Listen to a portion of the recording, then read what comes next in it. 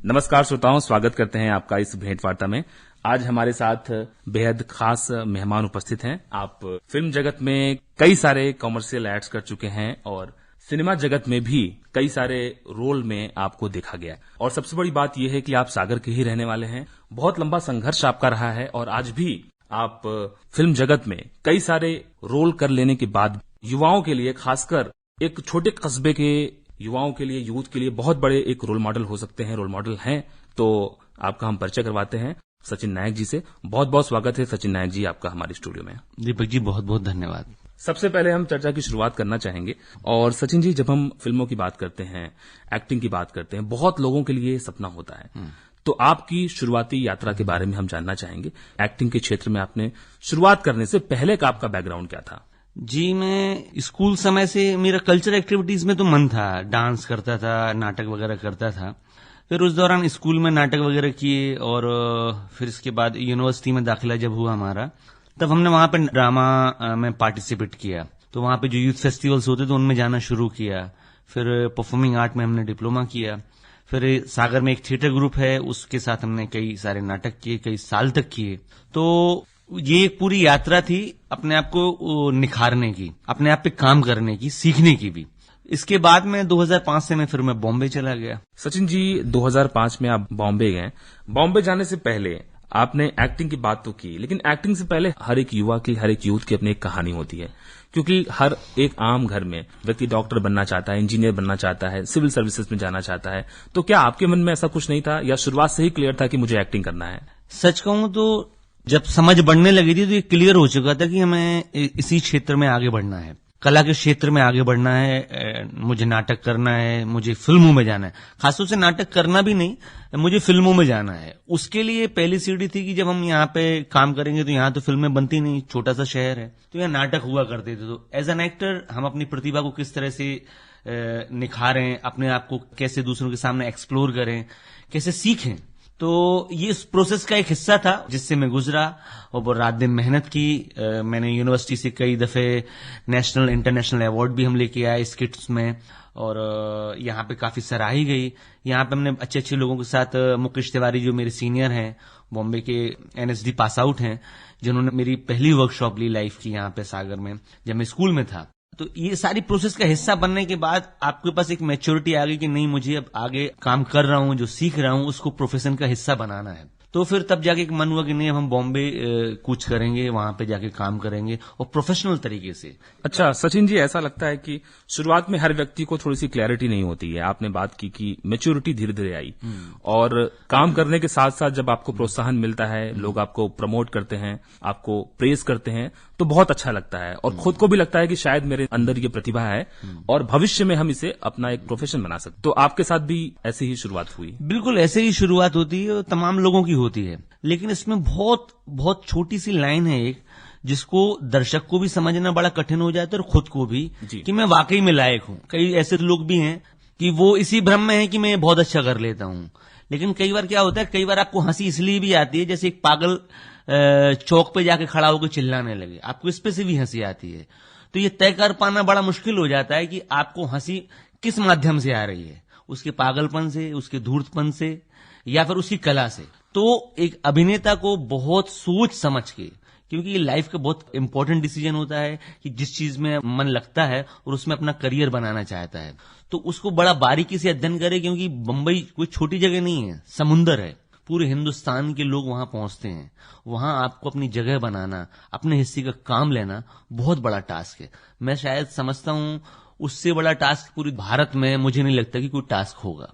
निश्चित रूप से बहुत बड़ा टास्क है, मायानगरी कही जाती है और पूरी भारत से छोटे छोटे शहरों से लोग वहां जाते हैं अपनी किस्मत आजमाने के लिए, अपना भाग्य आजमाने के लिए।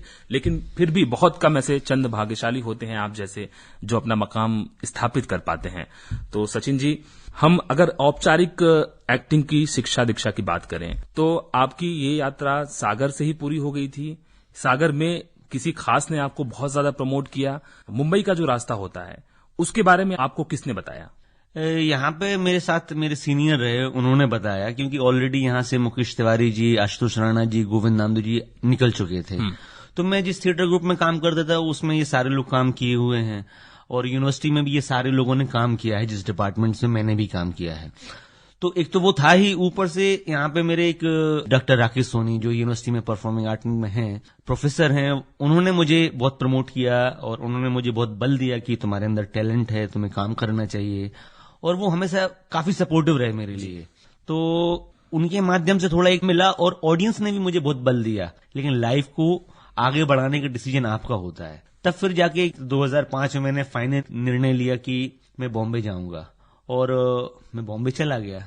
फिर वहां से एक अलग कहानी शुरू होती है, एक स्ट्रगल की। सागर की कहानी अलग रही, और बहुत अच्छी बात, आपकी जिंदगी का निर्णय होता है, वो निर्णय आपको स्वयं लेना होता है, क्योंकि आपको मार्गदर्शन करने वाले बहुत सारे लोग होते हैं, लेकिन करियर आपका है, करियर आपको बनाना है, तो निर्णय भी आपको लेना है। वो निर्णय आपने लिया, मुंबई आप पहुंच गए। मुंबई पहुंचने के बाद आप बता रहे हैं कि आपका संघर्ष, एक नया संघर्ष शुरू हुआ। तो पहला असाइनमेंट कैसे आपको मिला, वहां शुरुआत कैसी हुई, यहां से आप कितने पैसे लेकर के गए थे? ये जो हम एक यात्रा सुनते हैं लोगों की, बहुत संघर्ष भरी दास्तान होती है, क्या आपके साथ भी वैसा कुछ गुजरा? बिल्कुल, हर इंसान का एक अपना संघर्ष है, और हर इंसान का अपना एक बड़ा संघर्ष है जी।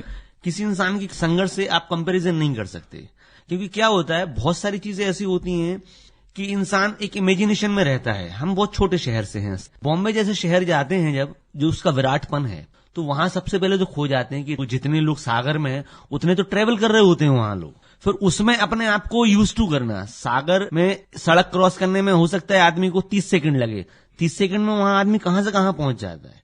पहले तो उस शहर का जो सुर है वो समझना बहुत जरूरी होता है। और निश्चित तौर पे हम मीडियम क्लास लोग हैं, हम बहुत पैसे वाले लोग नहीं हैं। हाँ, लेकिन हमारे यहाँ इस तरह कभी गरीबी तो नहीं रही, तो लेकिन फिर भी हमारे यहाँ इतना आर्ट का प्रमोशन भी नहीं होता, लोग उसको बहुत एग्री भी नहीं करते कि नहीं तुम आर्टिस्ट ही बनो। लेकिन मैंने डिसीजन लिया, डिसीजन मेरा था, तो उसके लाभ हानि सुख दुख मेरे हिस्से में आने हैं। तो मैंने फाइनली निर्णय किया कि नहीं, मुझे बॉम्बे में यही काम करना चाहिए। यहाँ से सपोर्ट था नहीं, बहुत कम पैसे लेके गया था, पैसे भी नहीं थे उस समय, 7,500 रुपये लेके गया था मैं यहाँ से जी। और आज 15 साल हो गए, 16 साल 7,500 रुपये चल रहे हैं मेरे अभी तक।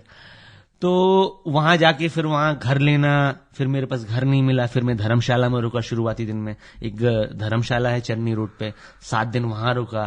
फिर एक किसी दोस्त के पास गया तो वहां पेइंग गेस्ट में रहा। फिर एक किसी और दोस्त ने रख लिया। फिर कहीं जाके मुझे अपना 6-7 महीने गुजारने के बाद अपना किराए का घर मिला, और जो उसकी खुशी हुई, मुझे लगता है उससे ज्यादा खुशी कभी नहीं हुई मुझे कि मेरा घर है, इस घर में मैं अपने हिसाब से रह सकता हूं, मैं अपने हिसाब से खाना खा सकता हूं। ये बहुत आनंद देने वाली ये जो संघर्ष है। और ये भी मैं आपको बता दूं, मैंने एक टाइम खाना खा के काम किया है। 7 महीने के बाद आपको आपका घर मिला, 7,500 रुपए आप यहाँ से लेकर के गए थे, तो ये इस दरमियान आपको कोई काम वगैरह वहां मिल रहा था? 4 महीने बाद काम मिलना शुरू हुआ था। एक छोटा सा एक DD1 का शो था, एक टेलीविजन का शो था, लेकिन वो वर्कआउट नहीं हो पाए। शूटिंग जरूर की थी हमने, लेकिन वो ऑन फ्लोर नहीं आ पाए। लेकिन एड मिल गया। एड में मुझे पहले असाइनमेंट में मुझे तकरीबन 70,000 रुपए मिले थे। अच्छा। और गोवा जाने में फ्लाइट से जाने मिला, 5 स्टार होटल में रुकने का मौका मिला। एक इंश्योरेंस का एड था, तो उससे थोड़ी दिक्कतें कम हुई कि पैसे की परेशानी कम हुई। फिर उसके बाद और करते करते करते लगभग 2006 मई में मेरा दूसरा एक असाइनमेंट, तीसरा असाइनमेंट मुझे मिला, और उस असाइनमेंट के बाद एक पहचान मिली। अच्छा, क्या वो चीज थी जो आपको आपके अंदर से, आपके अंतर से आपको प्रेरित कर रही थी, लगातार मोटिवेट कर रही थी कि नहीं आप तो अपने आप को लैंड अप कर लेंगे, स्थापित कर लेंगे? जैसा कि आपने बताया कि आपको पहला असाइनमेंट मिला, 70,000 रुपए आपको मिला, तो पहले असाइनमेंट के बाद क्या आपको ये फीलिंग आ गई थी अंदर से कि नहीं मेरा तो यहाँ चलने वाला है? नहीं, बिल्कुल, ये तो इतना कॉन्फिडेंस नहीं आया। बिकॉज इसलिए नहीं आया, इतना बड़ा शहर है, और मेरा ऐसा मानना है कि जो आज की प्रॉब्लम है मैं वो ही समझता हूं सबसे बड़ी प्रॉब्लम है। मैं कल की प्रॉब्लम नहीं देखता। मेरे लिए वहां ठहरने की प्रॉब्लम थी। मुझे ये तो पता था कि मैं कर लूंगा, ये मेरे अंदर हमेशा से दम थी कि मैं कर लूंगा, बॉम्बे मेरा कुछ नहीं कर सकता, मैं बॉम्बे मुझे काम देगा। लेकिन ठहरने के लिए पैसा चाहिए, रहने के लिए पैसा चाहिए, आपको जगह पता होनी चाहिए जहां पे काम चल रहा हो, आप जिससे मिल पाए, वो सारी चीजें पता होनी चाहिए। उसके लिए वक्त चाहिए, और वक्त के लिए आपको पैसे की जरूरत होगी ही। आपके रोज के लिए 100 रुपए चाहिए ही चाहिए, आपके लिए ट्रेवल के लिए, आपको किराए के पैसे चाहिए, खाने के पैसे चाहिए, कपड़े के पैसे चाहिए। तो वो पैसे कहां से मिलेंगे? वो पैसे काम से मिलेंगे, जब आप काम मांगने जाओगे, जब काम मिलेगा। आपके कहने का मतलब यह है कि आप एक्टिंग को लेकर के, अभिनय को लेकर के तो बिल्कुल मुतमईन थे, संतुष्ट थे कि इसमें तो मैं हूं पारंगत। लेकिन जो जीवन की दूसरी दुश्वारियां होती हैं, जो आम जीवन में हर कोई भोगता है, वो दुश्वारियां तो थी अपनी जगह पे। बिल्कुल थी, वो सारी दुश्वारियां थी। लोगों ने मेरा बहुत समय तक साथ नहीं दिया। मेरे तमाम लोग कहने वाले थे कि ये सचिन ऐसा है, सचिन वैसा है, ये काम नहीं करता, ये नहीं करता। सचिन जी, अब हम आपसे बात करना चाहेंगे आपका पहला ब्रेक, चाहे वो कॉमर्शियल हो चाहे फिल्मी हो, पहला ब्रेक जो आपके लिए एक तरह से प्लेटफॉर्म सेट करने वाला था। पहला ब्रेक तो नहीं कह सकता प्लेटफॉर्म सेट करने वाला, लेकिन तीसरा ब्रेक एक च्युइंगम का एक एड मिला था। च्युइंगम का जो एड था उससे पूरे विश्व में जाना गया है, इंडिया में ही नहीं पूरे विश्व में। 21वीं सदी के 10 श्रेष्ठ विज्ञापन में वो एक विज्ञापन है। उससे मैं बहुत ज्यादा लोगों ने मुझे चाहा और तकरीबन वो 7-8 साल रेगुलर चला और सबसे बड़ी लेंथ का था वो। कितने सेकंड? 1 मिनट का। 1 मिनट का एड था। 1 मिनट का एड रिलीज हुआ था टीवी पे।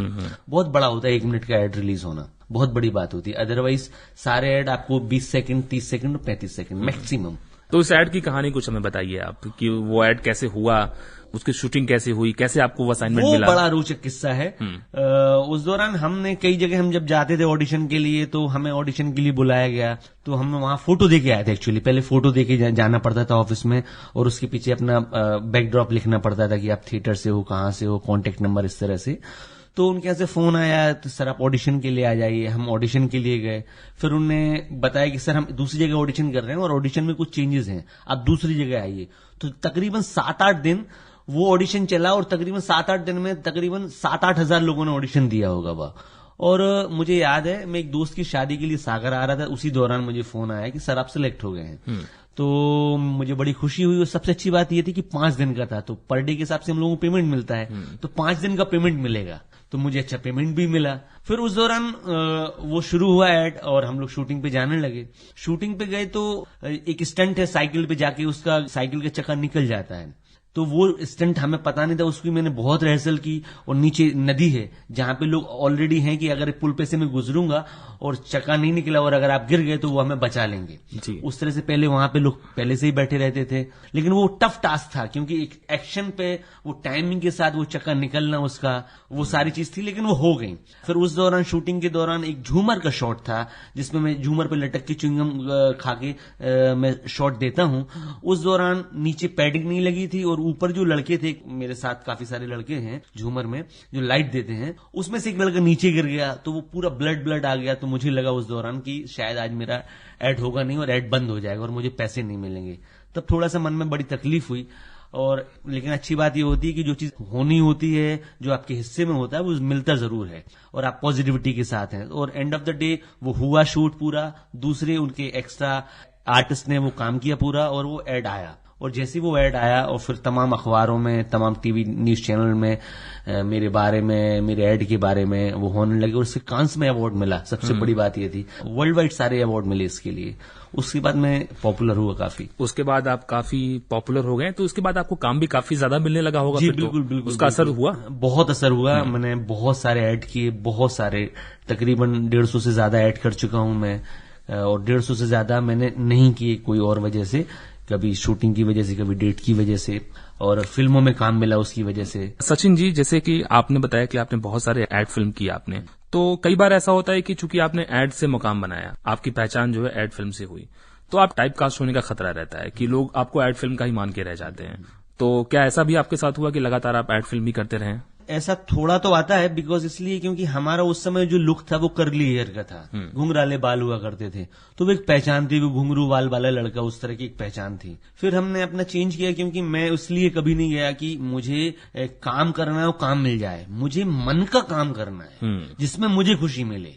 मुझे खुशी नहीं मिलेगी तो बॉम्बे नहीं, कैलिफोर्निया हो, लंदन हो, अमेरिका हो, मैं नहीं जाना चाहता। मुझे छोटे से गांव में खुशी मिलेगी, मैं वहां रहूंगा। मैंने लुक चेंज किया, मैंने डेयर उठाया क्योंकि मेरी पहचान उसी में थी। सारे बड़े बड़े एक्टर, डायरेक्टर मुझे उसी पहचान से जाने जाते थे। जैसे ही मैंने 2012 में बाल कट किए, तब मुझे थोड़ा उस समय डर लग रहा था जब मैंने बाल कट कराए कि एकदम साधारण सा जो लुक था। लेकिन उसके पहले मैं टाइप कास्ट था तो मुझे नहीं, क्योंकि मैं अपने आर्ट पे यकीन था, मुझे विश्वास था और मुझे खुशी मिलती है उसमें। मैं कहीं न कहीं आप खुद उस छवि से बाहर निकलना चाहते थे। बिल्कुल बिल्कुल। और क्योंकि मैं अपने एक कोई दायरे में फिक्स नहीं होना चाहता। मेरा असीमित दायरा है, मैं किसी दायरे में, आपको अपनी प्रतिभा पे पूरा विश्वास था। बिल्कुल बिल्कुल विश्वास है। अपनी आर्ट पे हमेशा विश्वास होना चाहिए, तभी आप काम उतनी ईमानदारी से कर पाएंगे। आप कह पाएंगे लोगों से कि हाँ मैं एक्टर हूँ, मैं अभिनेता हूँ। अच्छा, क्या कभी पूरी इस जर्नी के दरमियान कहीं ऐसा लगा कि बस बहुत हो गया, अब तो यार बहुत संघर्ष करना पड़ रहा है, अब कुछ और देखते हैं? बिल्कुल, ये कई बार ऐसा होता है, क्योंकि कई बार आदमी डिप्रेस होता है। बिल्कुल बिल्कुल, बहुत मूवमेंट आते हैं, फैमिली के मूवमेंट्स होते हैं, वहां पे अकेलापन बहुत काटता है, क्योंकि वहां कोई नहीं रहता उस शहर में। उस शहर में सिर्फ तुम्हारी पहचान है जो तुमने बनाई है, और अगर वो भी नहीं है तो वहां तुम अंधेरों में हो आप। और पहचान भी वो तब तक रहती है जब तक कि आप टीवी पे हो। टीवी पे नहीं हो तो वही आदमी जो आपको पहचानता था वो शायद कल ना पहचाने। और वो तमाम संघर्ष वहां का एक इस तरह का संघर्ष है कि बहुत मेंटली आपको स्ट्रांग होने की जरूरत है, बहुत अपनी आर्ट पे काम करने की जरूरत है, बहुत फाइनेंशियली स्ट्रांग भी होने की जरूरत है, तब जाके आप वहां पे सरवाइव कर पाओगे इस फील्ड में। क्योंकि इसमें हमें रोज का पेमेंट मिलता है, हमें तनख्वाह नहीं होती कि हमें 5 तारीख तक हमारे बैंक में पैसे आ जाएंगे, सैलरी आ जाएगी। हमने तो आज काम किया तो आज का पैसा मिलेगा, और वो भी 2 से 3 महीने के बाद, 2 महीने 60 दिन के बाद या 90 दिन के बाद। तो उसके लिए भी अगर हम आज काम कर लें तो मुझे 90 दिन रुकना पड़ेगा जब वो पैसा मिलेगा। बिल्कुल, इसका मतलब ये हुआ आपने जो संदेश दिया कि मेंटली स्ट्रांग होना, मानसिक रूप से मजबूत होना बहुत जरूरी है इस फील्ड में सर्वाइव करने के लिए, गुजारा करने के लिए। खुशी बहुत महत्वपूर्ण फैक्टर है, क्योंकि आपको खुशी जहां मिलती है वहां आप काम करते हैं, मन लगा के काम करते हैं। तो कमर्शियल फिल्मों के अलावा अगर हम फिल्मों की बात करें, मेन स्ट्रीम सिनेमा की बात करें, तो मेन स्ट्रीम सिनेमा में आपका पदार्पण कैसे हुआ, कैसे आपको रोल्स मिले, क्या लगातार आप ऑडिशन दे रहे थे? हम लगातार ऑडिशन दे रहे थे, हमने कभी इस तरह से नहीं सोचा, बस ये सोचा कि हमें काम करना है। फिर एक आपका फिल्टर होने लगता है कि जब आप बहुत सारा काम कर ले तो फिर अब किस तरह का काम करना है। तो अलग अलग स्टेज पे अलग अलग चॉइस बन जाती है। पहले जब आप जाते हैं तो हमें काम मिल जाए, ये बड़ी बात थी। फिर काम मिलने के दौरान के बाद आपको काम मिलने लगा तो अब किस तरह का काम और करना है आप। तो फिल्मों में तो मुझे अच्छा लगता है, क्योंकि फिल्म एक ऐसा वो है जिसमें मेरी जो ख्वाहिश है वो पूरी होती है। तो मेन स्ट्रीम हो चाहे मेन स्ट्रीम ना हो, आर्ट सिनेमा हो, मैं वो जैसे कड़वी हवा है उसको नेशनल अवार्ड मिला है, उसमें मैंने काम किया। वो वर्ल्ड की पहली फिल्म है जो उस पे बारिश पे बनी है, मौसम पे बनी हुई, मौसम विभाग पे फिल्म बनी हुई है वो फिल्म, और उसको नेशनल अवार्ड मिला है। तो इसके पहले मैंने एक my name is Xanthony, fruit and nut, fan Shahrukh Khan के साथ, सिंघम रिटर्न, तो मैं करता गया, क्योंकि उसमें अभी मैं बहुत छोटे पायदान पे हूं, मैं कोई बहुत बड़ा नाम नहीं हूं, तो वो मेरे लिए करना जरूरी था। क्योंकि अभी एड में तो मुझे जानने लगे सारे लोग, फिल्मों में मुझे जाने, तो उस दौरान मैं कई फिल्में करता रहा और अभी भी कर रहा हूं, तो लोग अब जानने लगे मुझे कि हाँ ये फिल्मों में आता है, मैंने देखा है इसको फिल्मों में, हाँ ये अच्छा काम करता है। इस तरह से अभी हाल ही में एक फिल्म आई थी मेरी लूट केस, उसमें काफी सराही गई। एक फिल्म आई थी सिद्धार्थ द प्रिजनर, वो क्रिटिकली अक्लेम्ड हुई थी फिल्म, रजत कपूर के साथ थी, मेन हीरो था मैं उस फिल्म में, उसको ग्रैंड जूरी अवार्ड मिला ऑस्ट्रेलिया में, बहुत प्रेस्टिजियस अवार्ड है वो, हर किसी फिल्म को नहीं मिल पाता वो। तो पोस्टर लगे सारे जगह, तो एक आपको कॉन्फिडेंस आता है कि नहीं आप मेन स्ट्रीम सिनेमा में अच्छे मुकाम पे काम कर सकते हैं, आप बड़े रोल भी कर सकते हैं। अभी तक आपका जो फिल्मों का सफर रहा है उसमें सबसे बड़ा काम, सबसे बड़े प्रोजेक्ट की अगर हम बात करें तो किस प्रोजेक्ट को आप थोड़ा सा अलग करके देखते हैं कि हाँ ये कुछ स्पेशल टाइप का था? 3 प्रोजेक्ट बहुत अच्छे थे। एक एड फिल्म का मैं जरूर बोलूंगा, च्युइंगम का जो जिसमें काफी नाम हुआ, उससे पहचान मिली, तो लोग आपको थोड़ा सा रिकॉग्नाइज कर पाते हैं। उसके बाद एक सिद्धार्थ द प्रिजनर करके एक फिल्म आई थी, उसमें मुझे एक नए लड़के ने, और मैं भी तभी उस समय नया था, रजत कपूर के साथ मुझे कास्ट किया और मेन रोल में, उसमें तमाम एनएसडी के पारंगत लोग आए हुए थे ऑडिशन के लिए और मैं सिलेक्ट हुआ। मैं सेकेंडरी रोल के लिए सिलेक्ट हुआ, लेकिन तब उन्होंने मेरा और देखा तो उनको लगा कि नहीं इसको प्राइमरी मेन रोल देना चाहिए, और उन्होंने मुझे मेन रोल दिया। और मुझे उन्होंने इवन वहां पे पोस्टर पे भी लड़ाई होती है कि बड़ा एक्टर होता है तो वो चाहता है मेरा पोस्टर है किसी और का ना है, तो डायरेक्टर मेरे फेवर में रहा कि नया नहीं आएगा तो पुराना कब होगा, वो ज्यादा स्क्रीन स्पेस मिले। तो पोस्टर में भी लड़ाई हो रही थी, पोस्टर में मेरा नहीं देने वाले थे, लेकिन डायरेक्टर का एक लॉजिक था कि नया है तभी तो इसको देना चाहिए, तब तो पुराना होगा, ये तो ऐसे में कभी नहीं आ पाएगा। इस तरह से काफी जद्दोजहद हुई, लेकिन उसमें एज एन एक्टर मेरा सेटिस्फेक्शन बहुत ज्यादा कंप्लीट होता है, क्योंकि जिस तरह की मैं रियलिस्टिक एक्टिंग समझता हूं या जानता हूं उसमें मुझे वो करने का मौका मिला। और काफी लंबी, मतलब पूरी फिल्म में आप हो तो आपको बहुत सारा मतलब अलग अलग तरीके से काम करना पड़ता है, आपको एक्टिंग के अपने आयाम खोजने पड़ते हैं, उतनी एक जर्नी को, कैरेक्टर को कैरी करना पड़ता है शुरुआत से आखिरी तक, तो वो बड़ा मकाम था। फिर अभी हाल ही में एक फिल्म माई लूट केस, इसके बारे में मैंने सोचा नहीं था कि इतनी पॉपुलर फिल्म हो जाएगी, सुपर हिट हो जाएगी, इतने फैन फॉलोइंग बढ़ जाएगी मेरी। इसमें बहुत ज्यादा हुआ, मैंने बहुत अच्छी डिवाइस से काम किया था। इसमें मुंबई लैंग्वेज बोली है, कभी आप लोग देखेंगे तो उसमें पूरा समझ में आएगा कि लगेगा नहीं कि सागर का लड़का या सचिन नायक है। पूरी मुंबई टोन है, पूरी बॉडी लैंग्वेज चेंज है और बहुत रियलिस्टिक है, बहुत रियलिस्टिक। तो इन फिल्मों से मुझे बहुत सेटिस्फेक्शन मिला कि मैं यहाँ काम कर सकता हूँ। एक नेशनल अवार्ड की फिल्म थी कड़वी हवा, उसमें मुझे बुलाया गया, मुझे काम दिया, मेरे काम को बहुत तारीफ की। उनके कलीग्स ने, संजय मिश्रा बहुत अच्छे एक्टर हैं, फेमस एक्टर हिंदी के, उन्होंने मेरी बहुत तारीफ की। तो ऐसे तो कई लम्हे आए जब बड़े बड़े एक्टर्स ने तारीफ की। एक प्रकाश राज करके एक एक्टर है, सिंघम फर्स्ट में था लेकिन एडिटिंग के बाद मेरा रोल चला गया। लेकिन सिंघम फर्स्ट के दौरान ही जब हमारे उनके साथ एक सीन था योगा टीचर का, तब उन्होंने मेरे कंधे पे हाथ रख के कहा था तुम थिएटर की हो और तुम बहुत अच्छा काम जानते हो। तो मैं बहुत उनसे छोटा था और छोटा हूं, तो मैंने कहा थैंक यू सर, उनको काम पसंद आया था। लेकिन किसी वजह से वो फिल्म में सीन नहीं रहा, इस वजह से फिर उन्होंने मुझे सिंघम रिटर्न में भी काम दिया। आपने ये बताया कि एक जो एक्टर होता है, जो अभिनेता होता है, उसे अपने आप अपने भीतर नए नए आयाम लगातार खोजने होते हैं, जो डिफरेंट डायमेंशंस होते हैं उसको लगातार डिस्कवर करना होता है उसको। तो आपके नजरिए से हम समझना चाहेंगे कि आप क्या अपने आप को एक एक्टर के रूप में, क्योंकि सीखता तो आदमी हर समय है, तो एक एक्टिंग के छात्र के रूप में आप रोल्स को, किसी पात्र को कैसे अडॉप्ट करते हैं, आत्मसात कैसे करते हैं? क्या आम जीवन के जो चरित्र होते हैं उसको देखते हैं, उसको एनालाइज करते हैं, ऑब्जर्व करते हैं, उससे सीखते हैं? क्या पूरी प्रक्रिया होती है, इसको हम समझना चाहते हैं। सबसे पहले तो आप स्क्रिप्ट को पढ़ना जरूरी होता है, स्टार्ट टू एंड, क्योंकि स्क्रिप्ट से समझ में आता है कि वो स्क्रिप्ट किस जोन की है, किस तरह की है, कहाँ की बैकड्रॉप है, बिहार का बैकड्रॉप है, बॉम्बे का बैकड्रॉप है। फिर आपके डायरेक्टर के साथ डिस्कशन होना जरूरी है कि डायरेक्टर चाहता क्या है, क्योंकि end of the day director आपकी पूरी फिल्म का डायरेक्टर होता है, वही आपको बताता है किस तरह से काम करना है या किस तरह से वो कैरेक्टर डिजाइन करना है।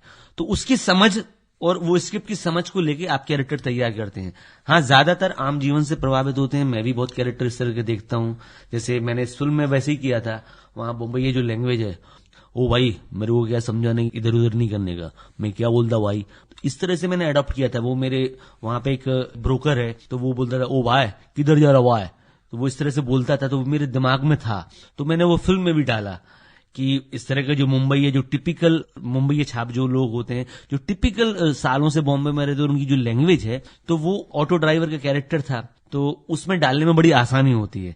तो वो मैंने उस तरह को लेके, ओ भाई किधर जाना भाई, इस तरह से मैंने बोला, वो पूरी लैंग्वेज को मैंने वैसी पूरी फिल्म में अडॉप्ट करा। तो ये आम जीवन से ही प्रभावित होकर ही हम उसमें कैरेक्टर डाल पाते हैं, क्योंकि जो हमने देखे हैं, तो एक तो वो प्रक्रिया होती है और एक कल्पना शक्ति की भी एक प्रक्रिया होती है, जिसमें हमें आपको काम करना होता है और कैरेक्टर डिजाइन करना पड़ता है। कैरेक्टर के हिसाब से कई बार इमेजिन भी करना पड़ता है, कल्पना शक्ति का भी इस्तेमाल करना पड़ता है। अच्छा सचिन जी, आपने बहुत अच्छी एक्टिंग करके अभी दिखाई, मुंबई रोल कैसे आपने अडॉप्ट किया, तो कोई खास एक रिमार्केबल या उल्लेखनीय किसी हम रोल की बात करें, या डायलॉग जिसे आप हमेशा बोलते रहे हैं, ऑडिशन में हमेशा जाते होंगे, बताते होंगे, बोलते होंगे, करके दिखाते होंगे, कुछ खास ऐसा आपके दिमाग में अभी आ रहा है, या सिनेमा में या फिर एड फिल्म में कुछ आपने ऐसा किया हो जो हमारे श्रोताओं के लिए अभी आप कुछ एक नमूना उसका एक दिखाना चाहें?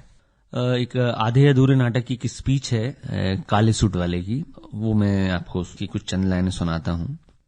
फिर एक बार फिर से वही शुरुआत, मैं नहीं जानता आप क्या समझ रहे हैं, क्या आशा कर रहे हैं।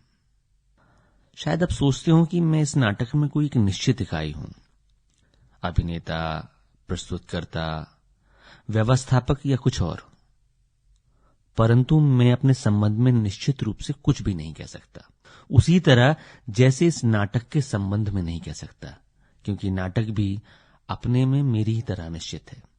और अनिश्चित होने का कारण ये है कि खैर कारण की बात करना बेकार है, कारण हर चीज का कुछ न कुछ होता है।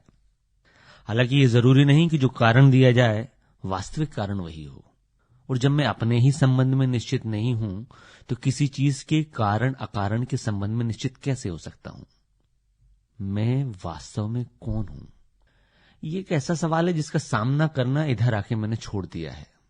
जो मैं यहां हूं वो यहां से बाहर नहीं हूं, वो जो बाहर हूं बहरहाल इसमें आपकी दिलचस्पी क्या हो सकती है कि मैं यहां से बाहर क्या हूं, क्योंकि जब मैं अपने ही संबंध में नहीं सोचता तो फिर कोई कोई फिल्म का डायलॉग फेमस हो जाता है। जैसे अभी लूट किस मेरी फिल्म का एक डायलॉग फेमस हुआ, तो बेसिकली होता है क्या, उसमें मैं एक ऑटो ड्राइवर का रोल निभा रहा हूं।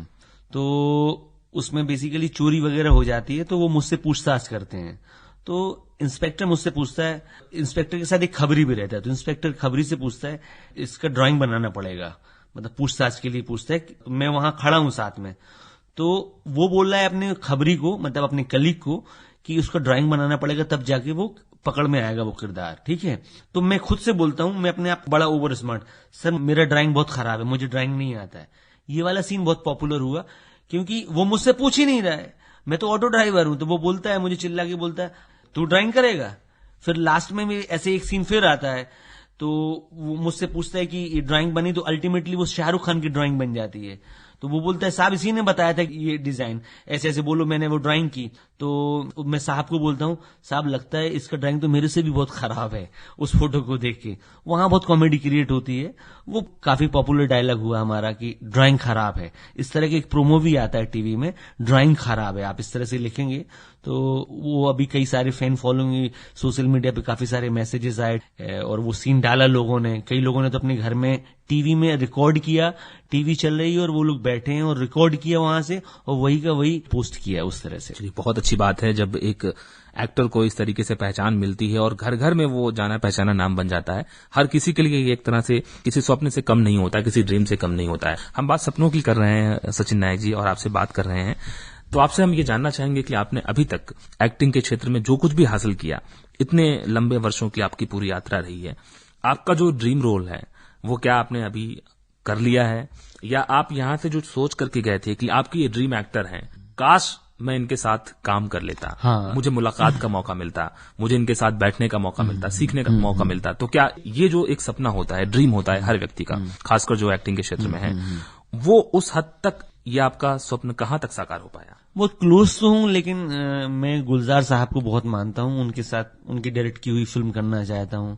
और एक फिल्म है आंधी, संजीव कुमार को मैं बहुत बड़ा अभिनेता मानता हूं, तो संजीव कुमार ने जो आंधी का किरदार किया, मैं वो उस तरह का एक किरदार करना चाहता हूं गुलजार साहब के निर्देशन में, जो अभी तक ख्वाहिश नहीं हुई है। और रोल तो ऐसा है सर कि एक कलाकार की भूख होती है अलग अलग किरदार करने की, तो ऐसा कोई नहीं है कि पर्टिकुलर कोई एक किरदार हो।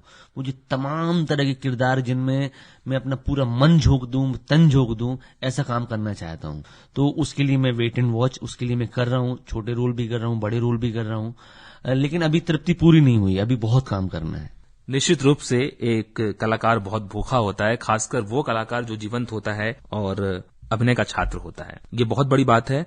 और अब हम चर्चा के आखिरी दौर में हैं सचिन जी, और आपसे ये जानना चाहेंगे कि बहुत लोगों के मन में कई सारे इमेजिनेशन होते हैं, बहुत सारी कल्पनाएं आती हैं जब हम फिल्मों की बात करते हैं, माया नगरी की बात करते हैं। तो आपने, चूंकि आप एक छोटे शहर से आपने शुरुआत की और आपने वो पूरा सफर तय किया, मुंबई में आप रहते हैं, काम करते हैं, तो वो जो दोनों अंतर है हमारी कल्पनाशीलता का और हकीकत का, दोनों आपस में एक धरातल पे कहीं मिलते हैं या दोनों में बहुत अंतर है? ये सबसे बड़ी बात तो ये है कि इसमें डिपेंड करता है कि वो किस तरह से सोचता है, क्योंकि ऐसा जरूरी नहीं कि हर आदमी की कल्पनाशीलता तमाम लोगों से मिल जाए। वो सबसे पहली बात है कि वो किन स्थितियों में तो उसकी कल्पनाशीलता उस स्थिति की बनेगी।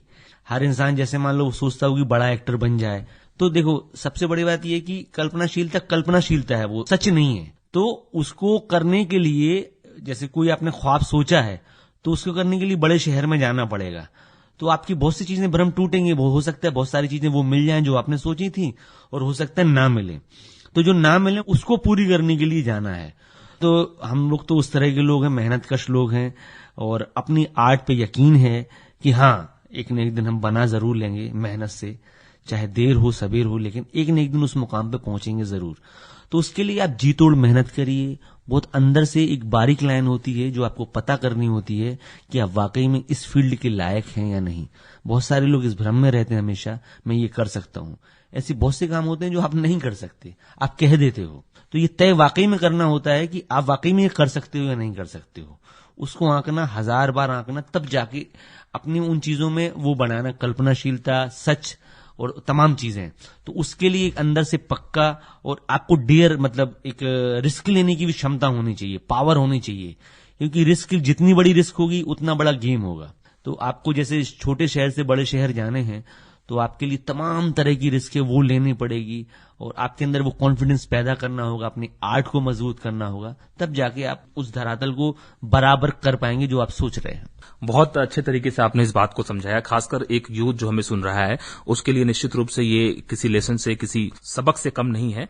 आखिरी में बस आपसे चंद संदेश हम जानना चाहेंगे, खासकर उन युवाओं के लिए जो एक्टर बनना चाहते हैं, एक्टिंग के क्षेत्र में नाम कमाना चाहते हैं, अभिनय करना चाहते हैं, उनके लिए आप क्या कहना चाहेंगे? क्या उनको किसी औपचारिक शिक्षा को लेकर के आगे बढ़ना चाहिए, या उनके अंदर का जो इंस्टिंक्ट है, उनके अंदर की जो आवाज है, उसे पहचानना चाहिए, उसे निखारना चाहिए? क्या करना चाहिए, क्या स्टेप होना चाहिए? बिल्कुल, सबसे पहले तो उसके जो मन में वो करे, और थिएटर, ड्रामा जो भी कर सकता है वो करे, क्योंकि इस फील्ड में ही जाना है अभिनय के क्षेत्र में। तो उसमें वर्कशॉप्स करे, ट्रेनिंग करे, है ना, वो सारी चीजें करे। उसके अंदर प्रतिभा होगी, वो निकल के आएगा। फिर एक जाके कहीं स्टेप ले कि हाँ मुझे इसको प्रोफेशन के तौर पे अपनाना है, बॉम्बे जाना है या फिल्मों में काम करना है, तब वो जाके, लेकिन अपनी क्राफ्ट को मजबूत करे। क्राफ्ट जितनी मजबूत होगी, आप कहीं भी रहेंगे, आपकी काम को लोग सराहेंगे, चाहे कोई भी हो, हमारा दुश्मन ही क्यों ना हो। अगर आप अच्छा काम करोगे, निश्चित तौर पे आपको सराहा जाएगा। निश्चित रूप से अच्छे काम की सराहना हर जगह होती है। यदि आपका काम अच्छा है तो निश्चित रूप से आपको आपका मकाम भी मिलेगा। बहुत अच्छी बातें हुई आपसे सचिन नायक जी। बहुत बहुत शुक्रिया अदा करना चाहते हैं आपका कि आप अपने व्यस्त दिनचर्या में से समय निकाल करके फिल्मों के बारे में, एड फिल्मों के बारे में, पूरा आपका जो एक्टिंग का, अभिनय की जो पूरी यात्रा रही है, पूरा दास्तान रहा है, उसके बारे में हमारे युवाओं को बहुत तफसील से आपने जानकारी दी, बताया। बहुत अच्छा लगा होगा निश्चित रूप से उनको भी सुनने के बाद, और ये उम्मीद करते हैं कि उनको बहुत प्रेरणा मिली होगी। और जो युवा अपने आप को एक एक्टर के रूप में देखना चाहते हैं, आप उनके लिए निश्चित रूप से आपकी ये पूरी दास्तान, आपकी ये पूरी यात्रा उनके लिए किसी सबक से कम नहीं होगी। बहुत बहुत शुक्रिया आपका आकाशवाणी आने के लिए। बहुत बहुत धन्यवाद दीपक जी, बहुत बहुत धन्यवाद।